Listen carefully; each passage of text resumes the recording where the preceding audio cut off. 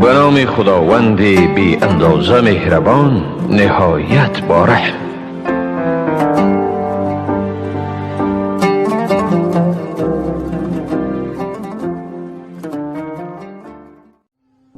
زنی از زنهای بهشتی را در روی زمین ببینید.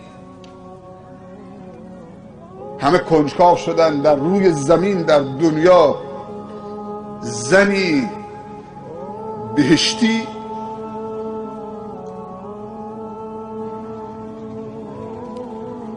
گفتن بله میخوام ببینیم. اشاره کرد گفت اون پیرزن سیاه پوست رو میبینید؟ میخوای کلاس بذارید؟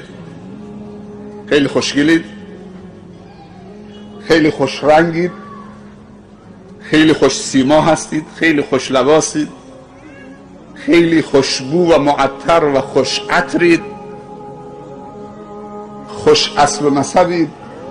در جامعه اشاره میکنن با سر انگشت پسر فلانی.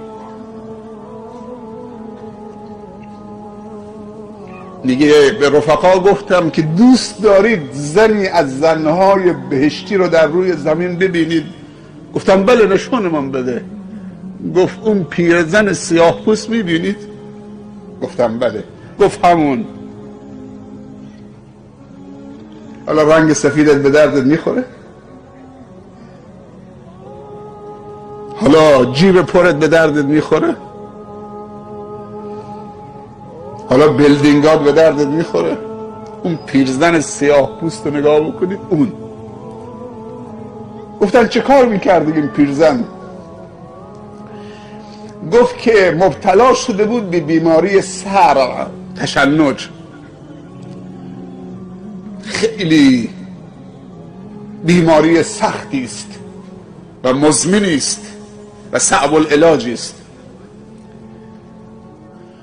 یعنی وقتی بیهوش میشه قدرت بدن چند برابر میشه و این دندونها وقتی رو هم میاد هر چی ما بینش باشه اگر زبان این نرم یک تکه گوش باشه قیچی میکنه، دیگه نمیشه قفلش رو باز کرد. این پیرزن سیاه‌پوست مبتلا به بیماری سر بود. بعد از مدتی تحمل و صبر رفت پیش رسول الله صلی الله علیه وسلم.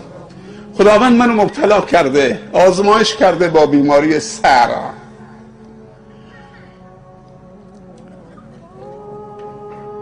آمدم محضر تو.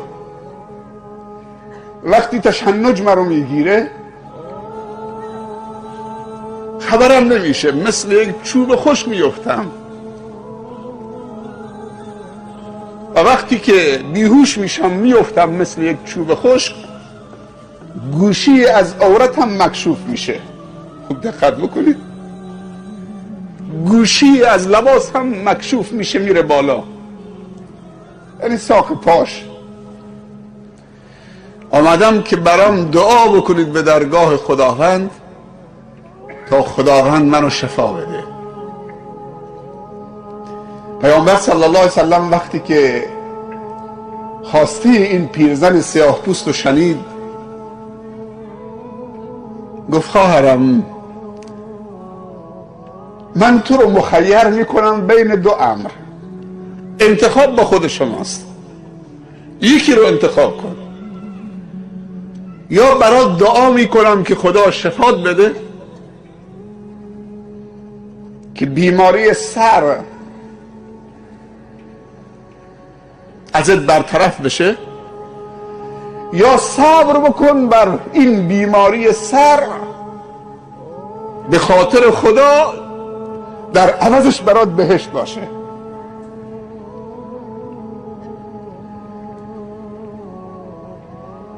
بدون این که فکر بکنه باشه یک نیم ساعتی به من فرصت بده من برم مشورت بکنم یا فکرامو بکنم بعد جواب بد میدم.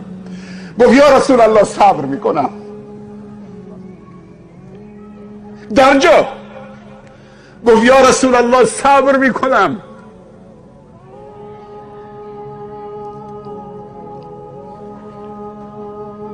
صبر بر چی میکنه؟ بر تشنج، بیماری سر صبر میکنن. طاقت میکنم.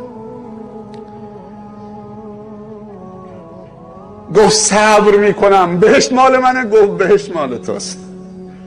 گفت یا رسول الله صلی الله علیه وسلم یه خواهش دیگه، من به خاطر بیماریم صبر میکنم ولی یه دعا برام بکن.